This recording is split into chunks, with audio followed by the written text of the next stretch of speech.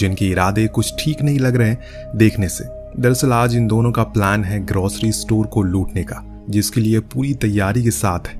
हालांकि जब पूरा स्टोर लूटने के बाद भी जोडी का मन नहीं भरा, क्योंकि उसने कैशियर के पीछे रखे एक बॉक्स को देख लिया और जिद करने लगी कि उसे खोलो। लेकिन वो कैशियर उसे आगाह करता है कि उसमें वो नहीं है जो वो उससे चाहिए, इसीलिए उसे मत खोलो। लेकिन जोडी के मन में लालच था, इसीलिए उसने उसे खोल दिया। तभी एक गोली की आवाज आई। हम सीधा पहुंच गए एक वीराने जंगल में, जहां एक सहमी सी अकेली लड़की जो न जाने कब से यहाँ भूख के कारण भटक रही है। आगे पीछे उसके कोई नहीं था, न जाने क्या हुआ था उसके साथ अतीत में, जो अभी इस हाल में है वो। लेकिन फिलहाल अभी उसे अपने सामने एक लकड़ी की झोपड़ी दिखाई देती है। वो फौरन उसके अंदर चली गई, जहाँ समांथा को खाने से भरा एक बैग दिखा। जो कुछ भी था उसके हाथ लगा, उसे वो खाना शुरू कर देती है। लेकिन तभी बाहर से किसी की डरावनी आहट सुनाई दी। कोई तो है जो इस तरफ बढ़ रहा है। इस डर के चलते समांथा वहां रखे एक बेड के नीचे छुप गई। तभी वो शख्स अंदर आया। हाथ में उसके एक कुल्हाड़ी थी, पर वो कौन था ये हम नहीं देख सके।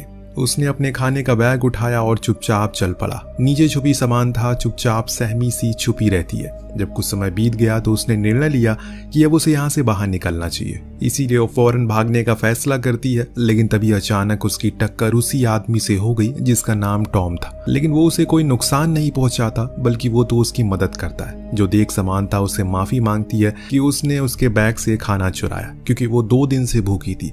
दरअसल उसकी कार खराब हो गई है बीच रास्ते में, तो उसका हस्बैंड पास के ही पेट्रोल पंप पर गया मदद के लिए, लेकिन अभी तक वो लौटा ही नहीं।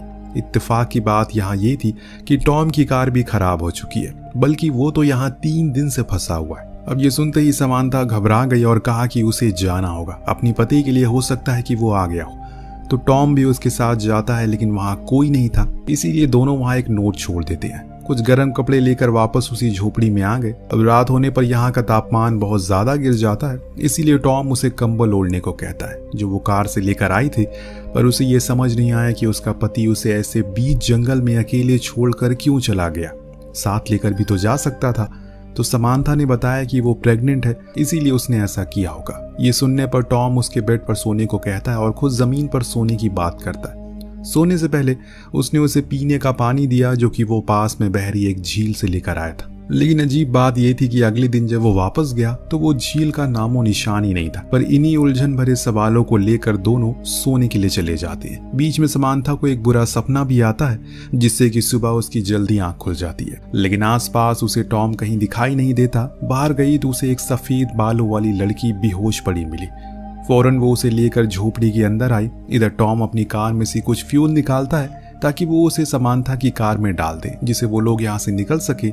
इधर इस तरह उस सफेद बाले वाली लड़की को होश आता है। तब हम पहचान पाते हैं, अरे ये तो जोडी है, वही ग्रोसरी स्टोर पर चोरी करने वाली लड़की। पर ये यहाँ कैसे आ गई? अब जब उसने समांथा को देखा, सोचा कि ये कोई गलत औरत है और ये जगह उसी की है। तो समांथा ने उसे पूरी दास्तान बताई, लेकिन अब भी उसे उस पर यकीन नहीं हो रहा है। इसीलिए गुस्से में वो उस झोपड़ी से बाहर चली गई। इस दौरान टॉम फ्यूल लेकर आ रहा होता है तो अचानक 2 बारी गोली चली, जिससे वो इतना ज्यादा डर जाता है कि उसके हाथ से वो फ्यूल गिर जाता है। उसने आवाज लगाई, क्या कोई आस पास है? पर यहाँ कोई नहीं था, इसीलिए वो वापस आ गया। उसने एक अनजान लड़की को समांथा के साथ देखा, जो असल में जोडी ही थी। उसने बताया कि उसके बॉयफ्रेंड के साथ उसकी लड़ाई हो गई, इसीलिए वो उसे यहाँ अकेला छोड़कर चले गया। पर अब उसे घर वापस जाना है। उसकी बातें सुन टॉम उसे यहाँ रहने के लिए मान जाता है, पर बदले में उसे भी उनके कामों में हाथ लगाना होगा। नेक्स्ट डे समांथा और उसमें अच्छी बातें होती है, जिससे कि अब उनमें दोस्ती भी हो जाती है। पर वहाँ टॉम की तो परेशानियां खत्म ही नहीं हो रही है। वो नोटिस करता है जितनी दूर वो अपनी लोकेशन से जा रहा है, उतना ही वो उसके करीब होता जा रहा है। यानी कि बार बार वो लौट कर उसी झोपड़ी के पास आ जाता है, जो चीज उसे बहुत ही अजीब लगती है। और इसीलिए वापस इन दोनों के पास आता और कहने लगा, ये जगह ठीक नहीं है, हमें यहाँ से चलना चाहिए। पर मुझे एक बात जाननी है, असल में तुम लोग जा कहाँ रहे थे और ये जगह कौन सी है, यहाँ किसी को पता है? तो समांथा ने कहा कि उसके पति ने बताया कि ये न्यू हैम्पशायर है। पर जोडी कहती है जगह तो डकोटा है। तो वहीं टॉम कहता है कि वो लॉस एंजलिस वाले रूट पर था। इन सब बातों के बाद अब ये समझ चुके हैं कि ये बहुत बड़ी मुसीबत में है, और इसीलिए टॉम ने मन बनाया कि वो लोग कल सुबह जितनी दूर जा सकते हैं उतनी दूर जाएंगे, ताकि किसी की मदद ले सके या फिर कुछ और तरीका निकाल सके इस जगह से बाहर निकलने का। रात होने पर जोडी और टॉम दोनों एक साथ एक बड़ा ही अजीब सपना देखते हैं। जिसमें उन्हें कोई इंजेक्शन लगा रहा है, और कुछ इसी तरह का समानता का भी था जिसमें वो दर्द से कर्रा रही है। खैर सुबह हुई तो ये लोग अपना सामान समेट कर चलना शुरू करते हैं। समानता और जोडी के बीच बातें होती है जिसमें वो उसे अपने अतीत के कुछ पन्ने साझा करती है, जैसे कि उसकी माँ उसे जन्म देते ही मर गई, तब से वो अनाथ आश्रम में पली बड़ी है। तभी अचानक उसके पैर पर एक चीज टकराई और वो गिर पड़ी। उसी समय उसके जेब से पैसों की गड्डी गिरी, जिसे देख टॉम अचंभित हो गया और जल्दी ही पूछा कि इतने पैसे तुम्हारे पास कहाँ से आए। जवाब में कहा कि ये उसकी खुद की सेविंग है जो उसने अपने बॉयफ्रेंड के साथ रखी थी, पर जाते टाइम उसने उसे ले ली। तभी समानता की नजर उसी चीज पर पड़ी जिसे जोडी टकराई थी। ये एक हैंडल था। जब टॉम ने अपनी कुल्हाड़ी से उसे तोड़ा तो वो असल में एक जर्मन बंकर होता है, जिसके अंदर सारी जंगी सामान रखे थे और कुछ कैन फूड भी थे जिस पर नाजी आर्मी का सिंबल बना था। यहाँ समानता बताती है कि उसके पिता पहले युद्ध लड़े थे, इसीलिए उसके घरों में ऐसे सामान काफी आते जाते रहते हैं।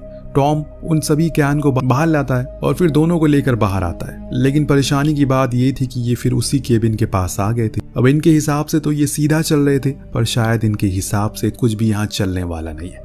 अगले पल हम देखते हैं कि तीनों ही डिनर करते हैं। दिन दोनों लड़की आपस में बातें करती होती है तो जॉडी समानता से सच कह देती है कि वो चोरी करती है क्योंकि उसके अलावा उसके पास कुछ करने को नहीं है, वो पढ़ी लिखी नहीं है। समानता ने उसे गुजारिश की क्या वो उन पैसों को दोबारा देख सकती है जो उसने लूटे थे, क्योंकि इतने पैसे उसने आज तक कभी नहीं देखे। तो जॉडी खुशी खुशी उसे वो पैसे दिखा देती है, जो देख उसे हंसी आ गई क्योंकि ऐसा लगा कि वो मजाक कर रही है, क्योंकि उस पर स्टाम्प 1984 का था। उसके हिसाब से वो पैसे फ्यूचर के हैं, पर जॉडी ने कहा कि नहीं, वो 1984 ही में रहती है, लेकिन समानता के हिसाब से ये साल तो 1964 का है। अब ये सब कुछ बहुत ही अजीब था, यानी कि दो औरतें हैं, सेम जगह पर हैं, लेकिन डिफरेंट टाइमलाइन से, अलग अलग समय से हैं। अब जब टॉम आया तो उसे भी यही सवाल किया गया कि वो किस साल से है, तो वो कहता है कि वो 2011 से है। अब ये सुनने के बाद उन दोनों ने अपनी पूरी कहानी बताई। पहले तो टॉम को ये सब मजाक लगा, लेकिन उनके शब्दों के भारीपन को देखते हुए वो समझ गया कि जरूर कुछ तो गड़बड़ है। इतने में अचानक बाहर से गोली चलने की आवाज आई। कौन बार बार गोली चला रहा है? जब देखा गया तो पता चला कि वो कोई अनजान शख्स है जिसके हाथ में बंदूक है। इन्हें मदद की जरूरत थी, इसीलिए वो बाहर आया। उसे कहने लगा कि वो लोग मुसीबत में हैं, पर वो आदमी जर्मन में कुछ बोलने लगता है जो वो समझ नहीं पाया, लेकिन इतना वो समझ गया कि वो उस कुल्हाड़ी को फेंकने को कह रहा है। इसीलिए उसने वही किया। जब उसकी आंख खुली तो अगले क्षण वो तीनों ही कैद थे और वो जर्मन गायब था। अब उन्हें कहीं ना कहीं ये समझ आने लगा है कि हो सकता है कि उन्हें समय यात्रा की हो। वो तीनों ही कैद थे और वो जर्मन गायब था। तो सुन सबसे पुराने सन की समानता ने पूछा क्या 2011 तक समय यात्रा मुमकिन हो चुकी है? तो टॉम कहता है कि नहीं, ऐसा कुछ नहीं बना था। थोड़ी देर बाद वो जर्मन लौट कर आया तो टॉम की रस्सियों को खोल दिया, फिर बाहर ले जाकर उसे खूब मारा पीटा, दिन अंत में उसे एक पेड़ से बांध दिया। फिर वो अंदर आया और उन लड़कियों से पूछने लगा कि वो कौन है और कहां से आई हैं। तभी उसकी नजर जॉडी के लॉकेट पर पड़ी, जिसके बारे में वो उसे पूछने लगा। सिर्फ समानता ही थी जिसे जर्मन आती है, इसीलिए वो उसे समझाती है कि वो लॉकेट उसकी माँ का है और वैसे ही सेम उसके पास भी है। तब वो जर्मन नागरिक गुस्से में अपने गले में पहना वही सेम लॉकेट दिखाता है जिसमें एक औरत की तस्वीर थी जो हूबहू समानता की माँ की तरह लग रही है।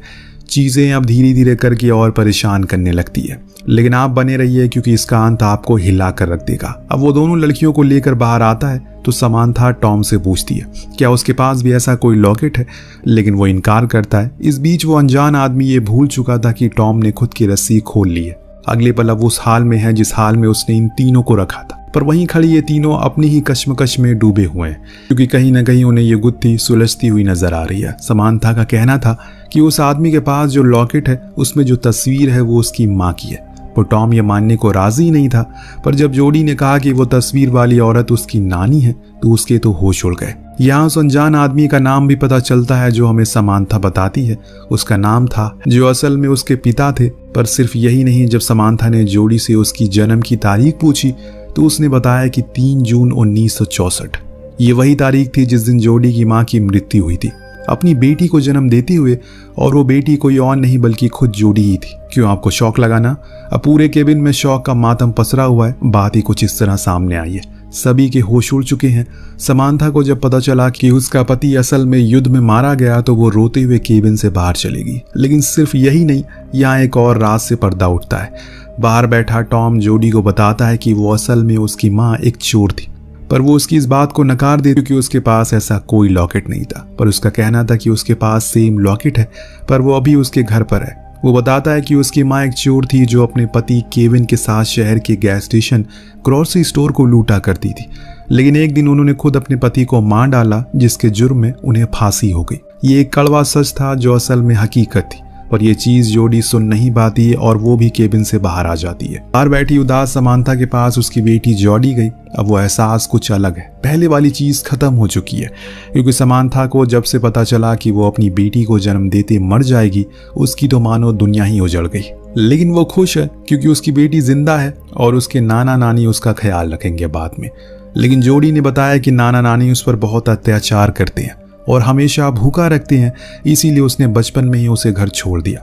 ये सुनने के बाद वो रोने लगी और फौरन केबिन में आकर हैंसमैन यानी कि अपने पिता को सारी बात समझाई और फिर उसे फ्री करने की कोशिश में लग गई। पर टॉम उसे ऐसा करने से मना करता है क्योंकि वो खतरनाक हो सकता है, पर समांथा को यकीन है कि उसके पिता उसे कुछ नहीं करेंगे। लेकिन जैसे ही वो फ्री हुआ, अपनी बंदूक और कपड़े लेकर भाग गया वहां से। इस बीच समांथा को फिर से अपना वही डरावना सपना याद आता है जब वो अपने बच्चे को जन्म देते हुए मर गई थी, क्योंकि उस समय एडम यानी कि उसका पति जंग में था और घर पर एम्बुलेंस लेट पहुंची।